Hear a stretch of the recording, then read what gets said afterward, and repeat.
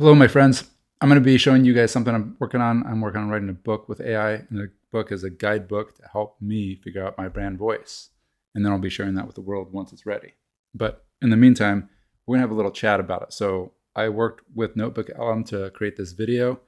I've been doing some research on building brand voices and like what that actually means and trying to learn from the best out there and then taking some of the best information out there and then making it my own and then making my own version of it based on my use cases and my personality. And just, I just want to kind of compile that information to something that's very usable for myself and hopefully for other people as well. So here's a little bit of my process. I'm going to be talking to Broom about this. So we'll pull her up. She's going to take a listen, and we're going to have a conversation about this video we watch here. So let me pull her up. This is on Broom Hilda on ElevenLabs. Following her up. Yo, what's up, my dude? Ready to kick this shit into gear or what? Ask me. How do we start? And I'll give you a quick rundown. Cool. Hey, Broom Hilda. My name is Sage. Hey, we're going to be having a conversation about building a brand voice. You ready for that? All right, Sage. Nice to meet you. Building a brand voice, huh? That's a juicy topic. I'm ready when you are. Okay. So let's... All right, Broomhilda, check this out. We're going to listen to a video. It's like 7 minutes long. I'm going to speed it up a little bit, so it'll be like 3 minutes, I suppose, 3.5. And then we're going to, so just take a listen to the video. I know you can't see it, but just take a listen, and then we're going to discuss it for a couple minutes. Cool? Hold up. You want me to just listen to a 3-minute video and then discuss it? Without any context, without knowing what we're trying to achieve? Or how hard you want me to push? That's not how we get to clarity, Sage. Let's do this properly. Are we trying to understand this video? Broom, you've got a good point there. Yeah, so try and understand this video. These are some ideas that I have on building a brand voice. It's going to give us some more ideas to talk about, and then I want you to push hard against some of the ideas that you hear. All right, so I'm going to start the video now. All right, let's talk about something huge in content right now. How do you actually use AI without, sounding like a robot? We're going to break down exactly how you can stop AI from watering down your brand and instead turn it into a powerhouse for scaling that voice that is uniquely yours. So let's just dive right in. Look, AI has made it insanely cheap and fast to create content, but that's created a bit of a problem, right? A paradox, really, because when everyone is pumping out content, standing out from all that noise gets so much harder and honestly so much more valuable. Bottom line is, if your voice isn't distinct, you're basically invisible. And this right here, this is exactly what that invisibility looks like. Over on the left, you've got that classic generic AI stuff. It's just loaded with cliches, totally predictable. I mean, seriously, any of your competitors could slap their name on it and it would work. But on the right, that's where we're headed. It's sharp, it's specific, it's got personality, it sounds like an actual human being. So getting you from that left side to the right side, that's what this is all about. Okay, so here's our game plan. It's a 5-part journey. We'll start by tackling the generic AI problem. Then we'll get into defining your human voice. Next up, we'll teach the AI to be you. After that, we'll put your voice on autopilot. And we'll wrap up by looking at the human AI partnership. Let's get to it. All right, first up, the generic AI problem, or why AI just defaults to boring. So why does AI sound so bland so often? Well, the problem is baked right into its training. See, these models are designed to be helpful and harmless, and that pushes them to the super neutral, safe, kind of average voice. It's built to avoid any strong opinions or weird stylistic choices. All the stuff that actually makes a voice interesting. And that leads to something called voice drift. What is that? Well, it's what happens when you don't give the AI really strict, specific instructions. If you don't put up any guardrails, the model just naturally, it drifts back to its generic, boring average. And bit by bit, it just erases your brand's personality right out of your content. And now, you know these words. These are the dead giveaways. I'm talking about words like delve, unlock, tapestry, landscape. I don't know why, but AI models just adore these words. And they absolutely scream, a machine wrote this. Honestly, one of the best things you can do is just make a banned words list and tell the AI to never ever use them. Okay, section 2. All right, Broom, you got all that? Let's just take a quick discussion. What are your thoughts so far? All right, Sage, I got the gist of it. The video's talking about why AI often sounds bland and suggests using a banned words list to combat that. My thoughts, it's a start, but it feels a bit like putting a band-aid on a bullet wound. A banned words list might remove some of the obvious AI tells, but it doesn't necessarily inject genuine voice or personality. It's a reactive measure, not a proactive one. So what's your take on that? Do you think simply banning words is enough to create a distinct brand voice? Yeah, absolutely not. This is really just kind of a high-level overview, and that's just one sample, one example. But yeah, I like you pushing back. What else do you want to push back on? Give it to me hard here. All right, Sage, I appreciate the honesty. Absolutely not is a good start. So if a banned words list is just a band-aid, what's the actual wound we're trying to heal here? What causes AI to default to boring in the first place? And what's the real solution beyond just avoiding bad words? Give me something concrete. Okay.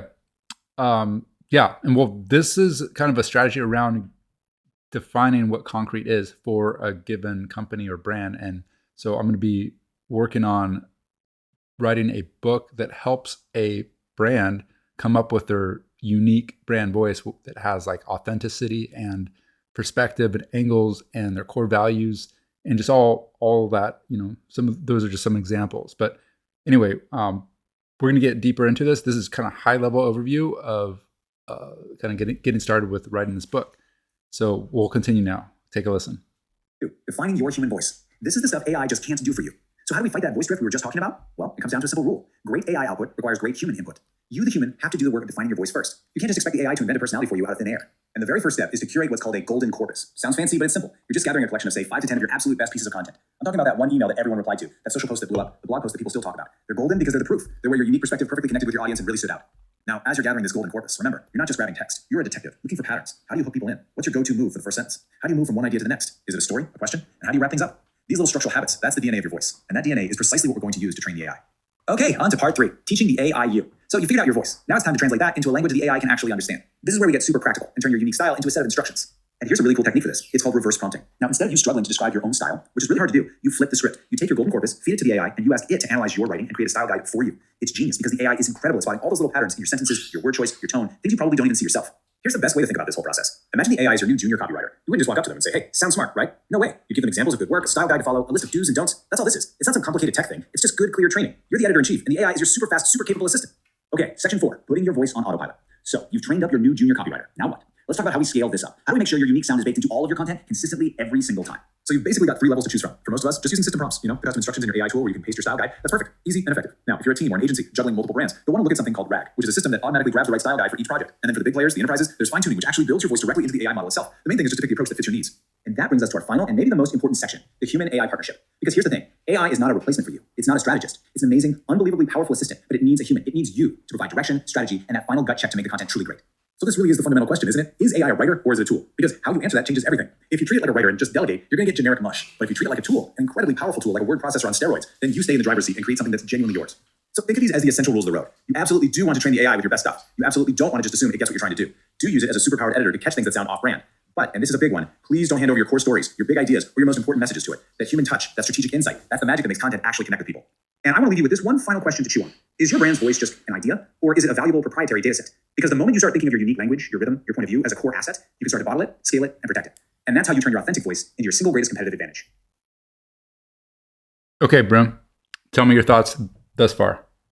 Okay, Sage, that last bit was a bit more substantial. So the video suggests 2 main solutions for enterprises. A system that grabs the right style guide and fine-tuning the AI model itself. It also emphasizes the human-AI partnership, with humans providing core stories and big ideas, and AI acting as a superpowered editor. Finally, it frames a brand's voice as a valuable proprietary dataset and a competitive advantage. Here's where I'm pushing back. First, a system that automatically grabs the right style guide sounds like a glorified file management system. How does that actually build a voice? And fine-tuning, while more promising, still feels like it's reacting to existing data rather than proactively creating a unique voice. Second, the human-AI partnership part is a bit squishy. Don't hand over your core stories, your big ideas, or your most important messages to it. So what exactly are we handing over then? If AI is just an editor, how does it learn to create in your voice? It sounds like it's saying, AI can help, but only if you do all the hard creative work yourself. And finally, calling a brand's voice a proprietary dataset and a competitive advantage is a nice sentiment, but it's still abstract. How do you measure that dataset? What are the metrics of this competitive advantage? What does it look like in practice to bottle it, scale it, and protect it?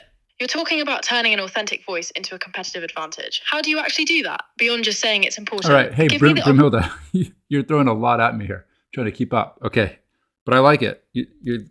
You're on the right track with a lot of it. Now, you're kind of going off into the weeds in some parts, which is totally fine. But like, this is essentially what I want to get at, though, is that I'm trying to figure out a good way to use AI as a thinking and thought partner to bring out the best and the most creative and critical thinking of the humans, and have humans be like in Maslow's hierarchy, not Maslow's hierarchy of needs. What's the other one? Bloom's taxonomy. That's what I'm trying to think of. In Bloom's taxonomy, I want to keep the humans more in the higher level, like the synthesis and the evaluation and the creativity, and less on just the knowledge and just brute synthesis, because that's where the AI can actually help out, is in the synthesis. But I want to encourage the AI and humans to work together so that they're both leveraging each other to be the best at what they're best at, and that includes keeping the human in the driver's seat of like what do they actually want to build with it or write, or what is their core message that they want to get out, and then evaluate if the input is good from AI. They want to give that feedback to AI. So it's really about this partnership that I'm trying to develop here, and that's what this guidebook is about. So what do you think of that? Okay, Sage, I hear you. You're looking for a way to leverage AI as a thinking partner, pushing humans up Bloom's taxonomy to higher order thinking, while AI handles the brute synthesis. You want a partnership where both AI and humans play to their strengths, with humans in the driver's seat for core messaging and evaluation. My immediate thought is this. You're talking about a partnership, but you're still framing AI as a tool for brute synthesis. If AI is truly a thinking partner, it needs to do more than just synthesize. It needs to challenge, to question, to offer novel perspectives that a human might not immediately consider. Otherwise, it's just a very efficient intern, not a partner. So, how do you envision AI moving beyond brute synthesis to genuinely contribute to the... Yeah, great point. And to that end, what do you think I built you for, Broom Hilda? Are you not pushing back on me and helping me think of different perspectives and angles that I may have not thought of? So absolutely. What do you think of that? I mean, I built you, I designed you to do this, to push back on my thinking, to be a thought partner. So what do you think of that? Looks like we ran out of time there. So anyway, we'll get back to that. But anyway, that's an example of working with AI as a thought partner. So I built Broom Hilda as a thinking partner, and she's trying to challenge, I have her challenge my thinking and give me some different perspectives and things like that. But anyway, I just kind of want to show you a little bit of my process right here. I'll show you real quick some other things that I'm working on. So let's see. You can see a little bit of my ADHD coming out here with all my windows open here. And that's just from today, right? But I had a lot of conversations. So I have 3 notebooks that I built for this project, and I will probably be designing some more notebooks. This is one of them. This is general right here, the general computational architecture of authenticity. So there's different research projects that I did along the side and along the left. Those are research projects on writing with AI and developing a brand voice, specifically on developing a brand voice, what that looks like. So there's a ton of other resources in here, and I'm just trying to compile as much information as I can and then use it to build my own system, essentially. And then this other one is similar to that, but this is based on Dan Koh's work here, and he's also working with AI as a thinking partner, and he's has some information around this. So I'm chatting with both of these here. I have this other video I created. You can see. I'll just show you real quick. Here's some other resources that I've created. So up here on NotebookLM, which is really cool, you can do an audio overview. You can make a video. You can do mind maps, reports. So each one of these is a different resource that I created with NotebookLM, giving it a prompt, and then using the references over here to make very custom tools for me to learn from, essentially. And that's what we just watched, is one of those videos, a 7-minute video. But you can see there's a podcast here, or this one's a video. This is a podcast. This is, let's see, this one is a little project. There's a little slideshow. Oh, actually, part of that slideshow. Let me just show you something that's kind of cool here. Not that. This right here. So I'll pull this one up. So this is an idea that I've been working with here, but you have three legs to building a brand voice, and one of them is the brand core. The other one is your audience, your customers, and then the other one is the marketplace, like who are your competitors and who you aspire to be like. And then in the middle of all of these, there's a Venn diagram here in the middle is going to be your brand strategy, like the overlap. And you can imagine this, if you want to be heavy brand about your voice and your style and your tone and all of that and your perspective, it's just a balance. You can have more of that. You adjust the circle that direction towards the brand core. If you want to it'd be more towards the audience, you could adjust the circle towards the audience. If you want to be more towards the marketplace, it just depends on what your specific use case is for creating content, that you could adjust your strategy according to your purpose. So anyway, that's just something I figured I'd show you real quick. And then here's the other one. This one is based on Column 5's Brand Identity Toolkit. It has a ton of references from them. They already have so many references. I've learned a lot. And I'll be referencing some of them in the brand book that I'm writing with AI. So anyway, just showing you a little bit of my process. It looks kind of chaotic, but there's a rhyme and reason to it. And I'll be just sharing it as I go. So I hope this is helpful. Anyway, peace.